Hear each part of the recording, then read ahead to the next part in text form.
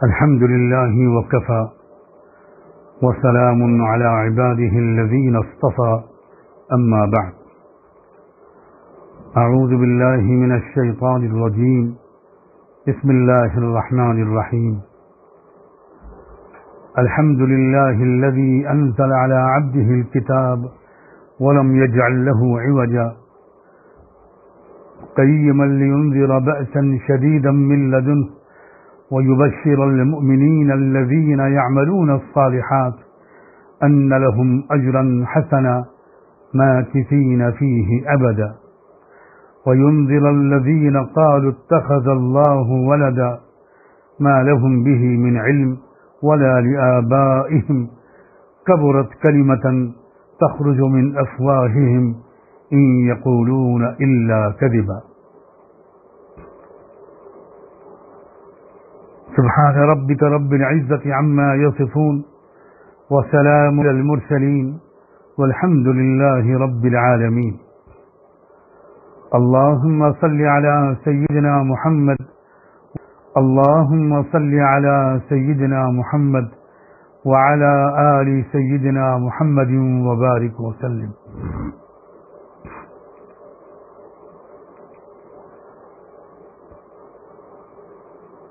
ہم سب کا عقیدہ اور ناقابل انکار حقیقت ہے کہ سیدنا محمد رسول اللہ صلی اللہ علیہ وآلہ وسلم اللہ کے آخری نبی و رسول تھے، خاتم النبیین تھے۔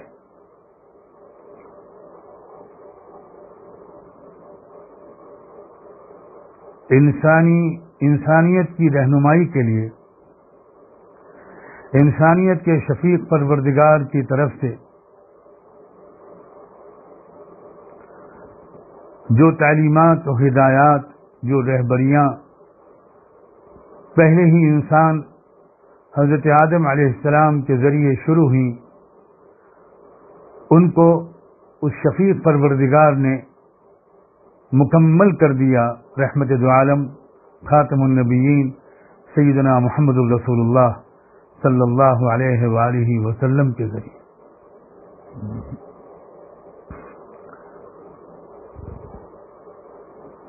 ان کے بعد اس کی کوئی ضرورت نہیں کہ پروردگار کی طرف سے کوئی نئی رہنمائی کوئی لائے اور انسانیت کو آگاہ کرے۔ آپ کی شان خاتم النبیین ہی کی ایک دلیل اور اسی کا ایک ثمرہ اور نتیجہ یہ بھی ہے کہ قیامت تک آنے والے جو بڑے واقعات اور حوادث ہوں گے، جو حالات درپیش ہوں گے، ان سب کے بارے میں اللہ کے رسول صلی اللہ علیہ وآلہ وسلم آگاہیاں دے کر دنیا سے رخصت ہوئے۔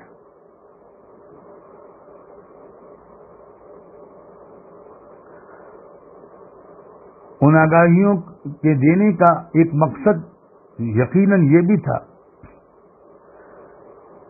کہ آپ کی امت ہر دور کے حالات کو صحیح طور پر سمجھ سکے، حالات کی حقیقت کو سمجھ سکے اور ان حالات کا مقابلہ اس کو کیسے کرنا ہے اس کے بارے میں وہ صحیح رویہ اختیار کر سکے۔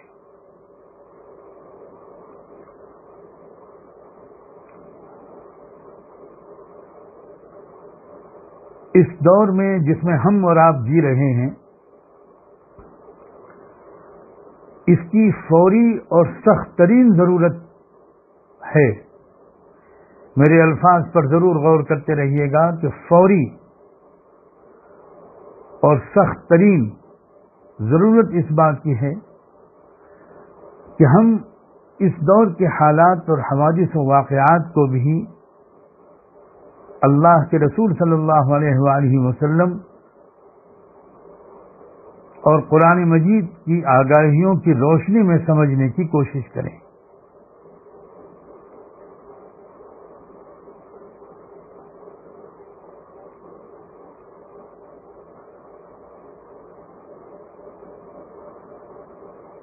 اصل میں ایک بہت اہم بات یہ بھی ہے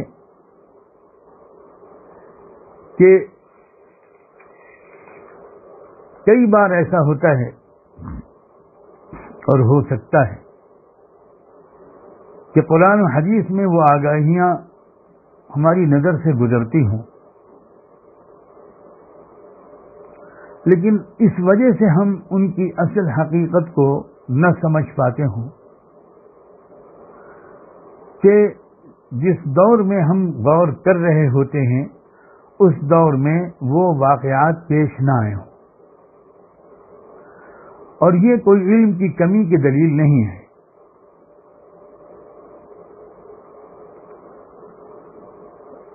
سیدنا حذیفہ ابن یمان رضی اللہ عنہ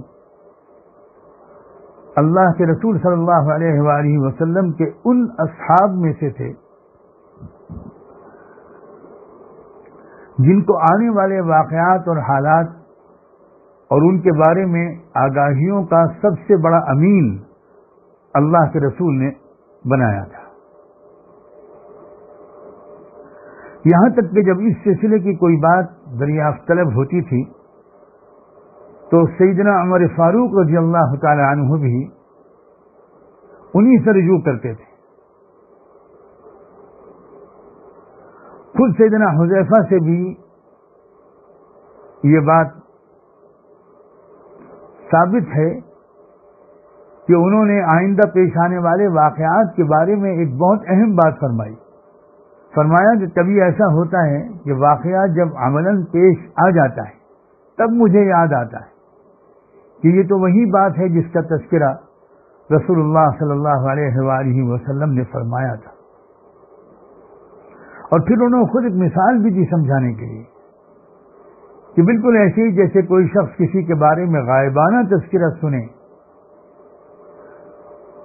اور ایک مجمل سا مبہم سا تصور قائم کرے، لیکن جب پھر وہ اس کو دیکھ لیتا ہے تو پہچان پاتا ہے اور یاد آتا ہے اس کو، اور وہ کہتا ہے کہ ارے یہ تو وہی شخص ہے۔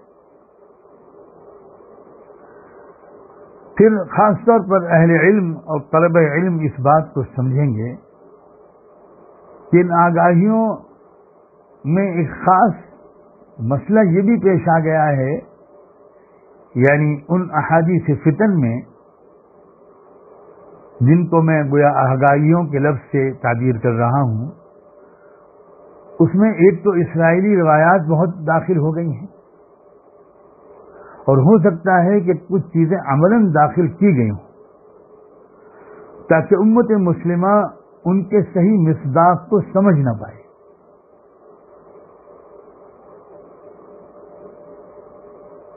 یہ تو اللہ کا شکر ہے کہ ہمارے محدثین اور علماء نے ایک ایک روایت اور سند کی چھان بین کی ہے۔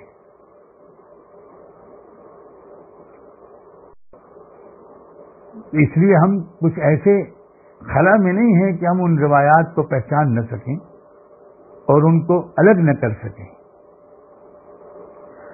پھر جو کچھ آپ نے آگے آنے والے واقعات و حوادث کے بارے میں ارشاد فرمایا ہے تو قرآن کا بھی طرز یہ ہے اور اللہ کے رسول صلی اللہ علیہ وآلہ وسلم کا بھی بار بار یہی طرز نظر آتا ہے کہ اس میں آپ نے اشارے فرمائے، استعاروں اور تلمیحوں کی زبان استعمال کی ہے۔ اس لیے ان واقعات کے ظاہر ہونے سے پہلے ان کو سمجھنا اور بھی زیادہ مشکل ہو گیا۔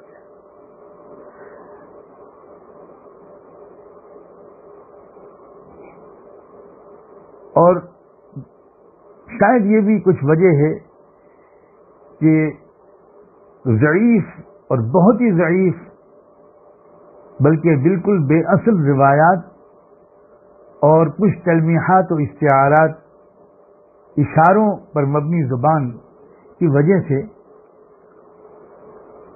ان بہت سی آگاہیوں کے بارے میں ایک ایسا طلسماتی ما وراء العقل اور بالکل ایک خارق عادت، یعنی بالکل ایک ایسے عجیب و غریب قسم کا تصور ذہنوں پر چھا گیا ہے جس کی وجہ سے ان آگاہیوں کو ڈرانے کے لیے تو استعمال کیا جاتا ہے، لیکن گرد و پیش میں پیش آنے والے واقعات کی حقیقی نوعیت کو سمجھنے اور روزمرہ سامنے آنے والے چیلنجز کا مقابلہ کرنے کے لیے ان آگاہیوں سے رہنمائی لینے کی غرض سے فائدہ نہیں اٹھایا جاتا. ایک اور وجہ ہو سکتی ہے جس کی وجہ سے ان آگاہیوں کا پورا فائدہ نہیں اٹھایا جا رہا، بلکہ پورا کیا بالکل فائدہ نہیں اٹھایا جا رہا. وہ یہ ہے کہ ہمارا جو عام طور پر ذہن بن گیا ہے اپنے زمانے کی خبروں اور واقعات کو سمجھنے کا، وہ بہت ہی سیاسی قسم کا ذہن بن گیا، صحافتی اور میٹیریل مادی قسم کا ذہن بن گیا. اور اس کی وجہ سے جو ہمارا مادی اور سیاسی ذہن بنا ہے اور میڈیا کے ذریعے ہم کو جو تشریح کی جاتی ہے، خبریں پہنچائی جاتی ہیں واقعات کے بارے میں، اس پر جس طرح ایمان لانے کا، بھروسہ کر لینے کا مزاج بن گیا ہے، اس کی تحقیق نہ کرنے کا جو مزاج بن گیا ہے، یہاں تک کہ اس سے ہم طلبہ علم بھی متاثر ہیں. اس کی وجہ سے بھی ان واقعات کی اصلی حقیقت کو سمجھنا مشکل ہو گیا. جب تک کہ ہماری عقل ایمانی نہیں ہوگی، ہمارا طرز فکر ایمانی نہیں ہوگا، اور ہم پردے کے پیچھے سے کام کرنے والے روحانی جو عوامل ہیں، جو روحانی فیکٹرز ہیں، جو اللہ کا غیبی نظام اور اس کا حکم، اس کا فیصلہ، اس کا ارادہ ہے، اللہ کی منصوبہ بندی اور اللہ کی جو پلاننگ ہے،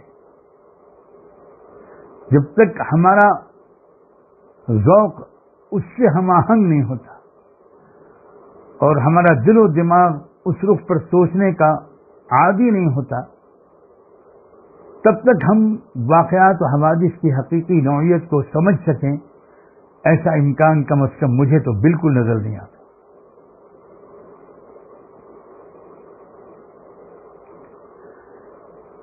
ایک اور وجہ ہے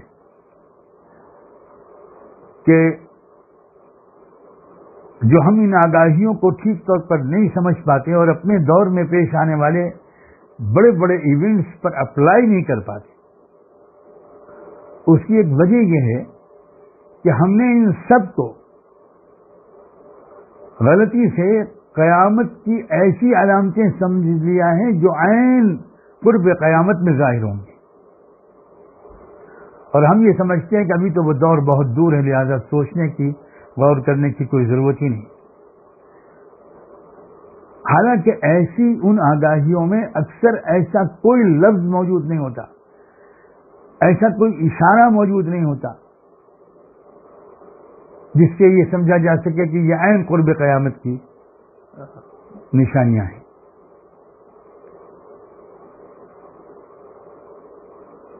بہرحال اس دور میں امت مسلمہ کے ساتھ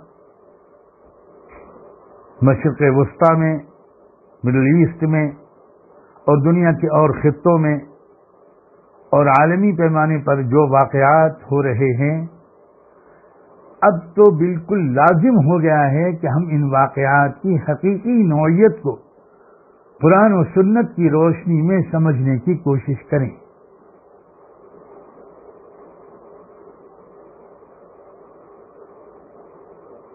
مزید دیر کرنے کی بالکل گنجائش نہیں ہے، ورنہ ہم بہت بری طرح مس گائیڈڈ ہوتے چلے جائیں گے اور بہت نقصان ہم کو پہنچ جائے گا، اور اس وقت میں ہم کو شاید احساس ہو جب نقصان کی تلافی کا وقت نکل چکا ہو.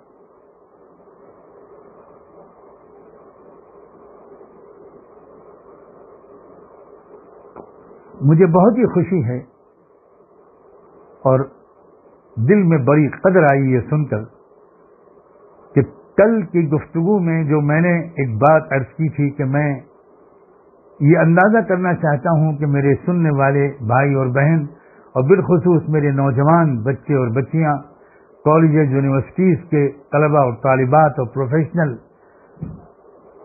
ہمارے نوجوان، وہ کتنے انٹرسٹڈ ہیں، کتنی طلب ہے ان کے اندر اس انتہائی سنجیدہ موضوع کو سننے اور اس پر غور کرنے کی. تو جو ریسپانس ملا ہے وہ بہت ہی زیادہ لائق شکر ہے. مجھے بتایا گیا کہ ہزاروں یا شاید اس سے بھی زیادہ تعداد ہے، میں ذرا مبالغے سے بچنا چاہتا ہوں، جن لوگوں نے ریسپانس کیا ہے اور بڑے اصرار سے یہ کہا ہے کہ ہم لوگ اس علم کو حاصل کرنا چاہتے ہیں اور یہ بھی وعدہ کرتے ہیں کہ انشاءاللہ جو عملی جد و جہد بتائی جائے گی اس میں بھی ہم بھرپور حصہ لیں گے. اللہ تعالیٰ اس ارادے کو قبول فرمائے اور اس مذاکرے کو واقعی پوری امت مسلمہ اور انسانیت کے لیے مفید بنا دے. بلا شبہ وہ ہر چیز پر قادر ہے.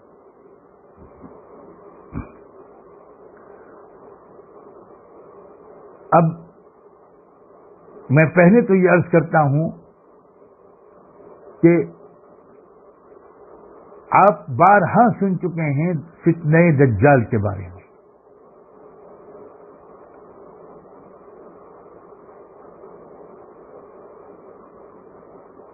آپ میں سے بہت سے لوگ شاید اس دعا کا بھی اہتمام اور پابندی کرتے ہوں جو اللہ کے رسول صلی اللہ علیہ وآلہ وسلم کی مشہور دعا ہے، اللہم انی اعوذ بک من فتنة القبر وعذاب القبر واعوذ بک من عذاب النار واعوذ بک من فتنة المسیح الدجال، او کما قال صلی اللہ علیہ وسلم. اللہ کے رسول صلی اللہ علیہ وآلہ وسلم نے ہم کو یہ بھی بتایا کہ کوئی نبی آدم علیہ السلام سے لے کر خاتم النبیین محمد الرسول اللہ تک انسانیت میں ایسا نہیں آیا جس نے اپنی اپنی قوم کو دجال کے فتنے سے خبردار اور آگاہ نہ کیا. اور آپ صلی اللہ علیہ وآلہ وسلم نے اس بات کو بھی صراحتاً فرمایا کہ دجال کے فتنے سے بڑا کوئی فتنہ انسانیت کے لیے نہیں ہے. فتنہ ایک امتحان اور آزمائش کو کہتے ہیں جس کی حقیقت کو سمجھنا آسان نہ ہو. جس چیز کی حقیقت کو سمجھنا آسان ہو اس کو فتنہ نہیں کہا جاتا.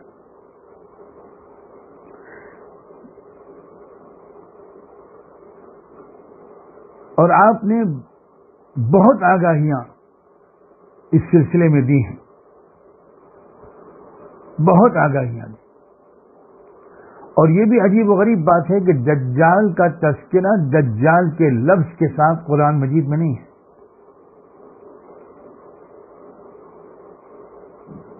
اور یہ بھی ایک امتحان ہے، اس لیے کہ جو لوگ ذہنی بیماری میں مبتلا ہو کر یہ کہنے لگے ہیں کہ ہم تو صرف قرآن کو مانتے ہیں اور قرآن میں جو ہوگا ہم اسے مانیں گے، یعنی وہ باقاعدہ محمد الرسول اللہ صلی اللہ علیہ وآلہ وسلم کی نبوت اور رسالت کا نتیجتاً انکار کرتے ہیں، چاہے وہ دعویٰ یہ کرتے ہوں کہ ہم انکار نہیں کرتے. ان کو بھی ایک آزمائش میں ڈالا گیا ہے. ورنہ کیا بعید تھا، کیا مشکل تھا کہ اللہ لفظ دجال کا تذکرہ قرآن میں کر دیتے.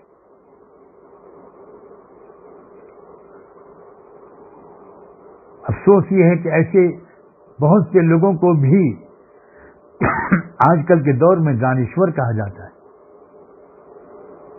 اللہ جانے دانش کا ترجمہ ان لوگوں کے نزدیک کیا ہے.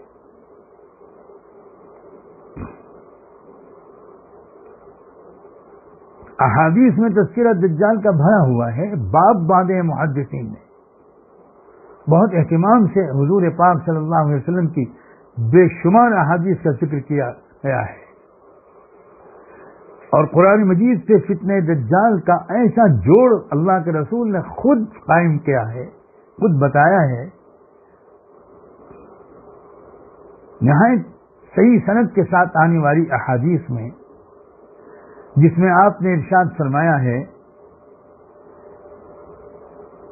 کہ سورہ کہف کی ابتدائی یا آخری 10 آیات، بعض روایات میں ابتدائی ہے، بعض میں آخری ہے، بعض میں اجمالی طور پر سورہ کہف کا تذکرہ ہے کہ جو وہ پڑھے گا ہر جمعے کے دن اس کو اللہ فتنہ دجال سے محفوظ رکھے گا۔ بعض احادیث میں یہ بھی آیا ہے کہ ایک جمعے سے اگلے جمعے تک اس کو ایک نور عطا ہوگا، ایک عجیب فہم و فراست، ایک روشنی عطا ہوگی، اس کے دل کی آنکھ کھل جائے گی، ہم عام فہم زبان میں اگر کہنا چاہیں تو شاید کہہ سکتے ہیں، انسائٹ اس کو ملے گی، اور جس کی دل کی آنکھ کھل جاتی ہے وہ حقائق کو وہی سمجھ پاتا ہے۔ جو شے کی حقیقت کو نہ جانے وہ نظر ہی کیا، جو شے کی حقیقت کو نہ جانے وہ نظر ہی کیا۔ چنانچہ صحیح مسلم حدیث نمبر 4321 4321، سنن ابی داؤد باب خروج الدجال حدیث نمبر 809،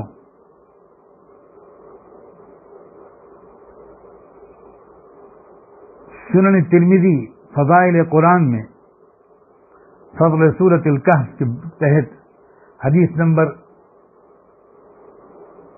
2885، سنن نسائی عمل الیوم واللیلہ 950 اور 951،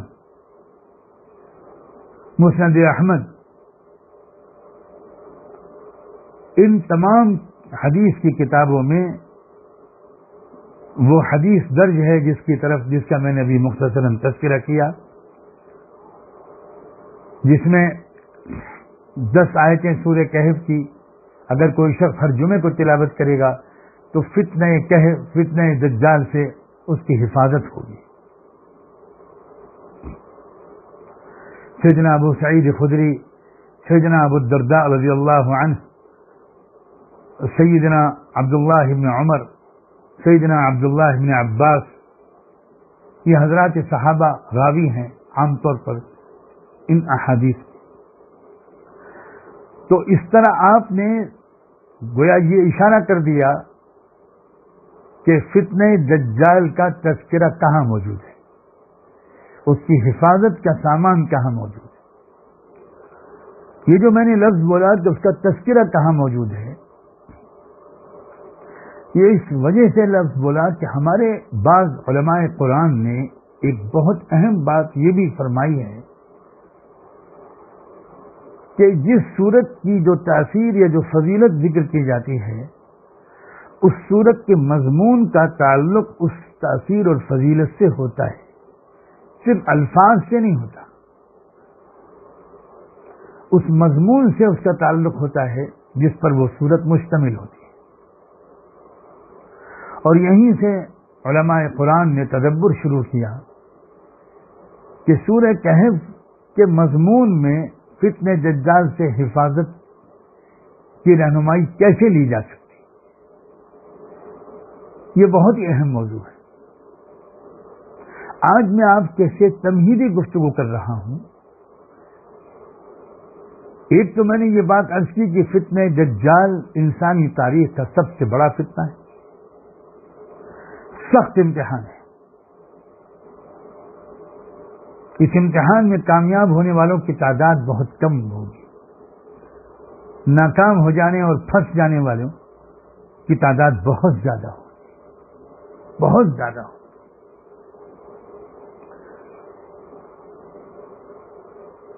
دوسرے سورہ کہف ہی میں یاجوج اور ماجوج کا تذکرہ ہے۔ یاجوج ماجوج کا تذکرہ تو باقاعدہ الفاظ کے ساتھ ہے، اور یاجوج اور ماجوج کا تذکرہ سورہ کہف کے علاوہ سورہ انبیاء میں بھی ہے۔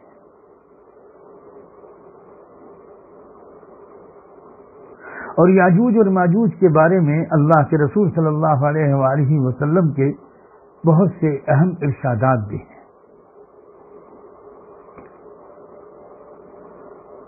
اب آج مجھے صرف اتنا ہی عرض کرنا ہے کہ جس دور میں ہم جی رہے ہیں پچھلے کئی سو سال سے،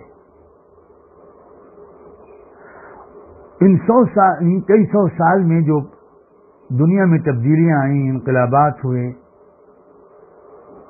جو نظریات پیش ہوئے دنیا کے سامنے، جو سسٹم اور جو نظام چلے، اور اس وقت جو واقعات ہو رہے ہیں اور بڑی تیزی کے ساتھ اب تو ہو رہے ہیں، جو تبدیلیاں آ رہی ہیں، ان سارے واقعات اور پچھلے کئی سو سال کی تاریخ کو سمجھنا، یاجوج اور ماجوج کی حقیقت کو سمجھے بغیر اور فتنہ دجال کی حقیقت کو سمجھے بغیر ممکن نہیں ہے۔ آپ چاہیں دنیا کے بڑے سے بڑے صحافی ہوں، دنیا بھر کی انفارمیشن آپ کو ملتی ہو، دنیا بھر کی نیوز ایجنسیز اور کامنٹیٹرز اور تجزیہ نگار جو کچھ لکھتے اور کہتے ہیں آپ ان سب سے واقف ہوں، تب بھی بہت ممکن ہے کہ اپنے ہی ملک میں پیش آنے والے واقعات یا اپنی زمانے میں پیش آنے والے واقعات کی حقیقت کو آپ بھی نہ سمجھ سکیں۔ اس لیے یہ جو موضوع ہے اس دور میں بے پناہ اہمیت کا حامل ہے۔ ہر علاقے میں ایسے علماء کی تعداد ہونی چاہیے جو اپنے زمانے کے حوادث و واقعات، ملکی اور عالمی حالات کو سمجھنے کی کوشش کرتے ہوں، قرآن و سنت سے رہنمائی لے کر، قرآن و سنت کی روشنی میں، کیونکہ قرآن مجید کی ایک شان ہے کہ وہ ہر حقیقت کا بیان رکھتا ہے۔ وَنَزَّلْنَا عَلَيْكَ الْكِتَابَ تِبْيَانًا لِكُلِّ شَيْءٍ وَهُدًى وَرَحْمَةً وَبُشْرَى لِلْمُسْلِمِينَ۔ اللہ اکبر۔ اللہ تعالیٰ نے بہت صاف لفظوں میں اپنے محبوب کو خطاب کرتے ہوئے اس آیت میں ارشاد فرمایا، اور ہم نے تھوڑی تھوڑی کر کے وہ کتاب الکتاب تم پر اتاری ہے، جس کی شان یہ ہے کہ تبیانا لکل شیء، وہ ہر حقیقت کو بیان کرتا ہے، ہر شے کو۔ ظاہر جتنی چیزیں جتنی اہمیت کی حامل ہیں، جن چیزوں کے سمجھے بغیر ایمان پر قائم رہنا مشکل ہے،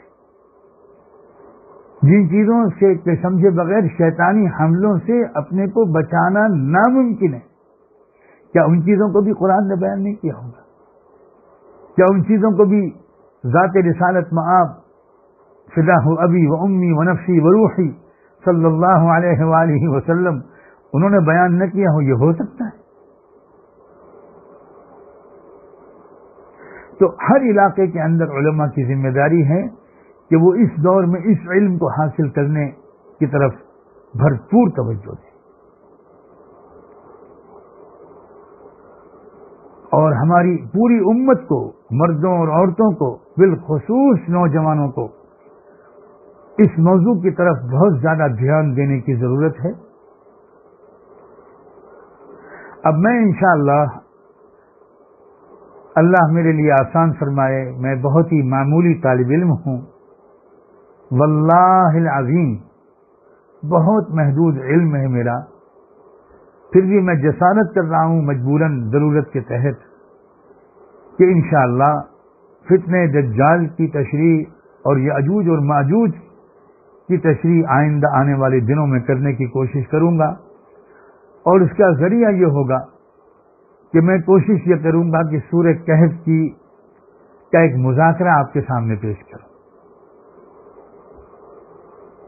تو اس ضمن میں فتنہ دجال کی تشریح بھی ہوتی چلی جائے گی، اور سورہ کہف کے مضمونوں کو سمجھ کر ان کے تقاضوں کے مطابق اپنے عقیدے کو، اپنی فکر کو، اپنے عمل کو، اپنی سمجھ کو نئے سرے سے ڈھالنے کی جب ہم کوشش شروع کریں گے اور اپنی زندگی میں ضروری اصلاحات اور تبدیلیاں لائیں گے، تو انشاءاللہ ہم دجال کے فتنے سے جو اب سر پر آ چکا ہے اس سے ہم اپنے کو بچا لینے میں اللہ کی توفیق سے کامیاب ہو جائیں گے۔ آج کی مجلس انشاءاللہ اسی پر ہم مکمل کرتے ہیں۔ کل سے سورہ کہف کا مذاکرہ اللہ کی توفیق سے شروع ہوگا۔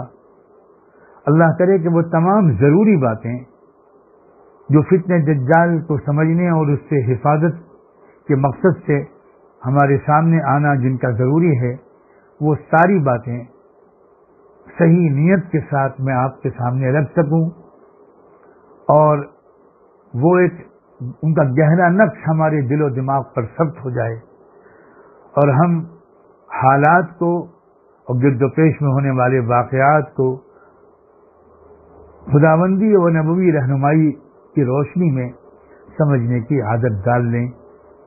وما توفیقی الا باللہ، وآخر دعوانا ان الحمد للہ رب العالمین۔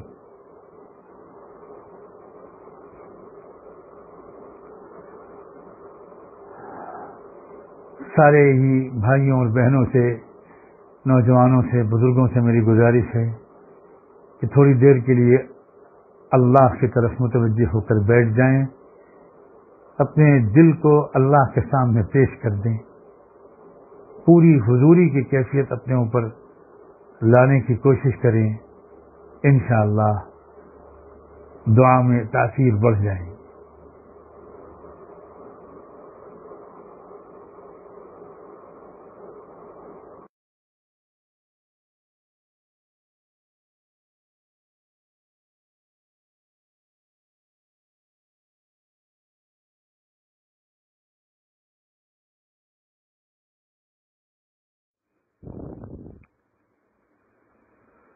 ہوا و حرص والا دل بدل دے،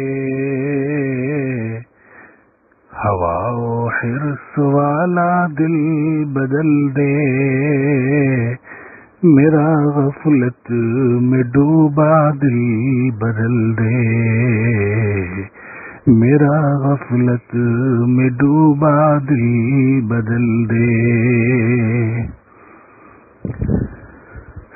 الہی فضل فرما دل بدل دے، بدل دے دل کی دنیا دل بدل دے۔ گنہگاری میں کب تک عمر کاٹوں، گنہگاری میں کب تک عمر کاٹوں، بدل دے میرا رستہ دل بدل دے، بدل دے میرا رستہ دل بدل دے۔ ہٹا لوں آنکھ اپنی ماں سوا سے، ہٹا لوں آنکھ اپنی ماں سوا سے، جیوں میں تیری خاطر دل بدل دے، جیوں میں تیری خاطر دل بدل دے۔ کروں قربان اپنی ساری خوشیاں، کروں قربان اپنی ساری خوشیاں، تو اپنا غم عطا کر دل بدل دے، تو اپنا غم عطا کر دل بدل دے۔ سہل فرما مسلسل یاد اپنی، سہل فرما مسلسل یاد اپنی، الہی رحم فرما دل بدل دے، الہی رحم فرما دل بدل دے، تیرا ہو جاؤں اتنی آرزو ہے،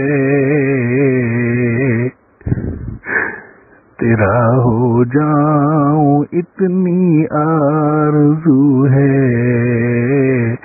بس اتنی ہے تمنا دل بدل دے، بس اتنی ہے تمنا دل بدل دے، میری فریاد سن لے میرے مولا،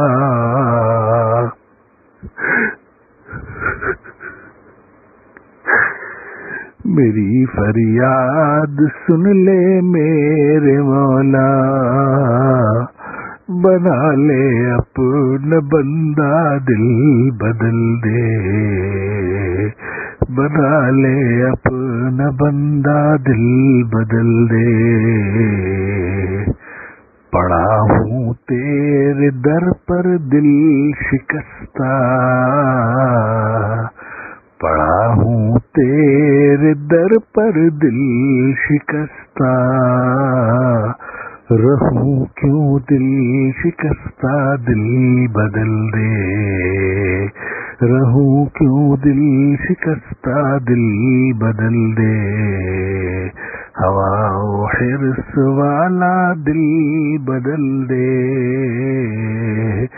میرا غفلت میں ڈوبا دل بدل دے، میرا غفلت میں ڈوبا دل بدل دے۔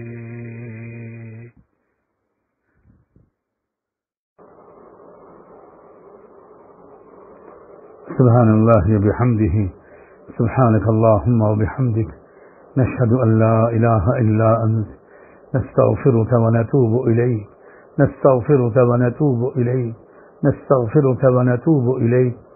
اللہم صل علی سیدنا محمد وعلی آل سیدنا محمد وبارک وسلم۔ اللہم صل علی سیدنا محمد وعلى آل سيدنا محمد وبارك وسلم۔ اللهم صل على سيدنا محمد صلاة تنجينا بها من جميع الأهوال والآفات، وتقضي لنا بها جميع الحاجات، وتطهرنا بها من جميع السيئات، وترفعنا بها أعلى الدرجات، وتبلغنا بها أقصى الغايات من جميع الخيرات في الحياة وبعد الممات، إنك على كل شيء قدير، إنك على كل شيء قدير۔ ربنا ظلمنا أنفسنا وإن لم تغفر لنا وترحمنا لنكونن من الخاسرين، فلا تجعلنا من الخاسرين، فلا تجعلنا من الخاسرين۔ اللهم إني ظلمت نفسي ظلما كثيرا وإنه لا يغفر الذنوب إلا أنت، فاغفر لي مغفرة من عندك وارحمني إنك أنت الغفور الرحيم۔ اللهم إنك عفو كريم تحب العفو فاعف عنا، اللهم إنك عفو كريم تحب العفو فاعف عنا۔ اللهم إنا نسألك العفو والعافية والمعافاة الدائمة في الدين والدنيا والآخرة۔ اللهم ربنا هب لنا من أزواجنا وذرياتنا قرة أعين واجعلنا للمتقين إماما، واجعلنا للمتقين إماما۔ اللهم آت نفوسنا تقواها وزكها أنت خير من زكاها، أنت وليها ومولاها۔ اللهم طهر قلوبنا من النفاق وأعمالنا من الرياء، وألسنتنا من الكذب، وأعيننا من الخيانة، فإنك تعلم خائنة الأعين وما تخفي الصدور۔ اللهم أحسن عاقبتنا في الأمور كلها وأجرنا من خزي الدنيا وعذاب الآخرة۔ اللهم أحسن عاقبتنا في الأمور كلها وأجرنا من خزي الدنيا وعذاب الآخرة۔ اللهم اللهم إنا نسألك علما نافعا وقلبا خاشعا وعملا صالحا متقبلا وشفاء من كل داء.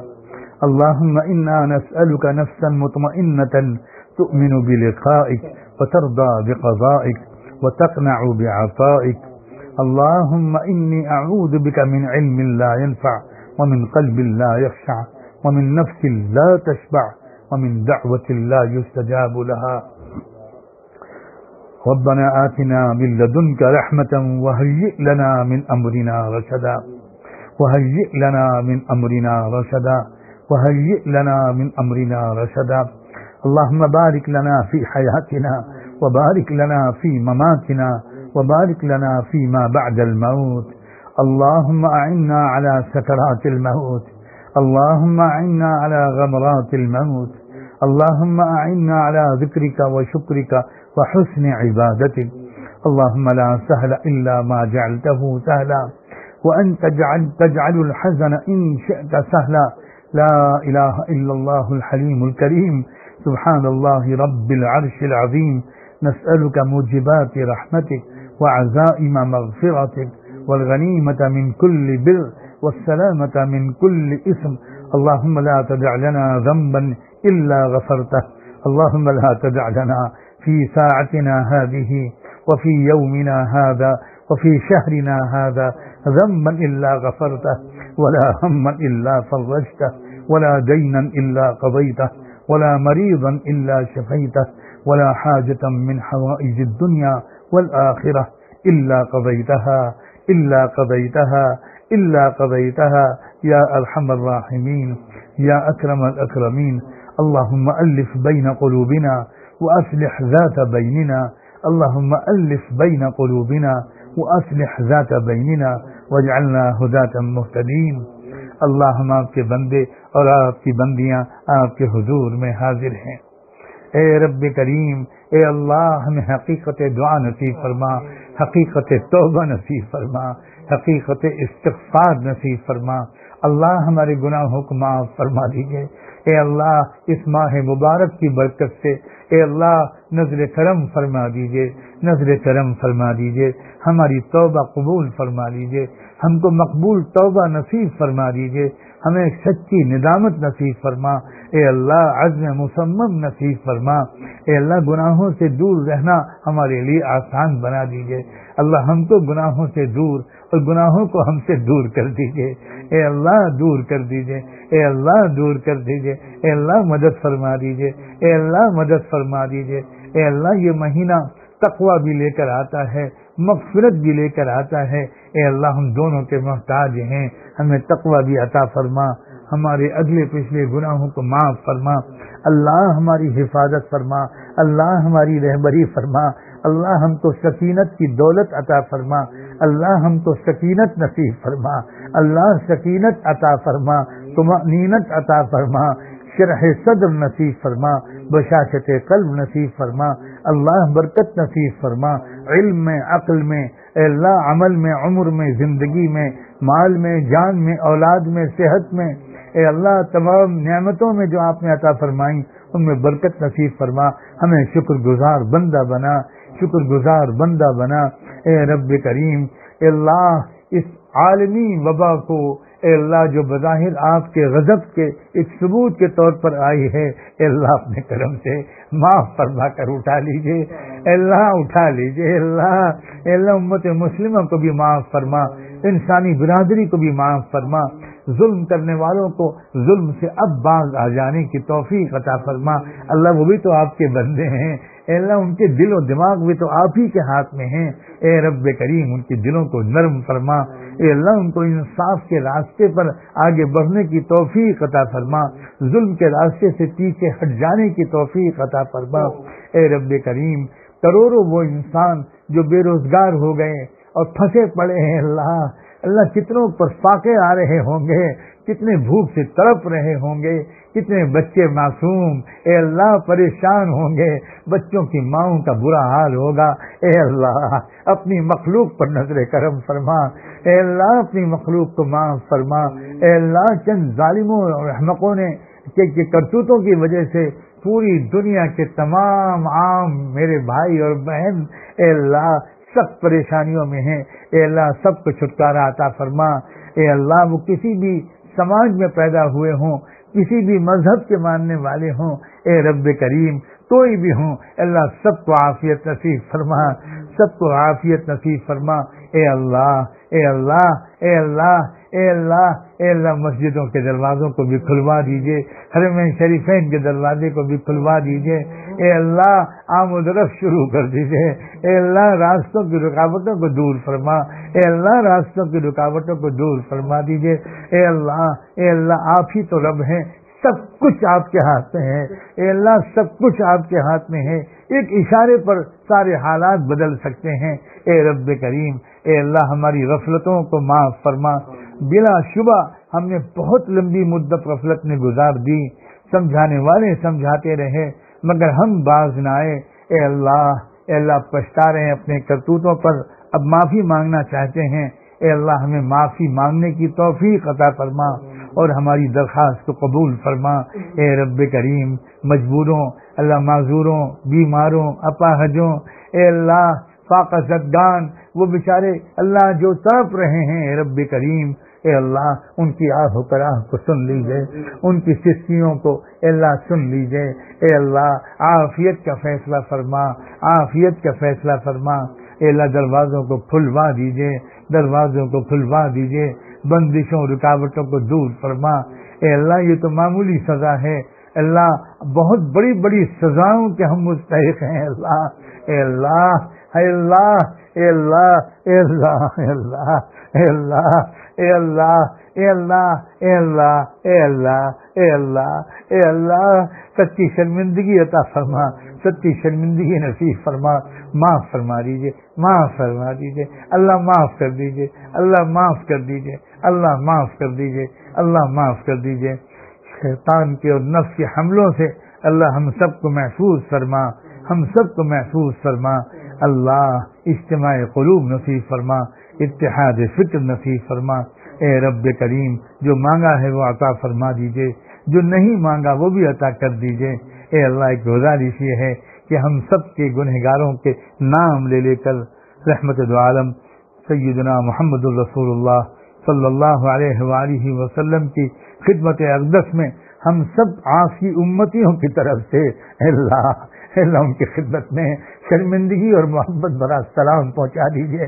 اللہ ان پر اور ان کی اہل پر، ان پر اور ان کے اہل بیت پر، صحابہ اور صحابیات پر، ازواج مطہرات پر، ذریت طیبہ پر، اور تمام علماء ربانیین مجددین و مصلحین پر، اور اللہ ان کے نقش قدم پر چلنے والے تمام صالحین و صالحات پر، اور انہی کے راستے پر جینے اور مرنے کی ہم سب کو توفیق عطا فرما۔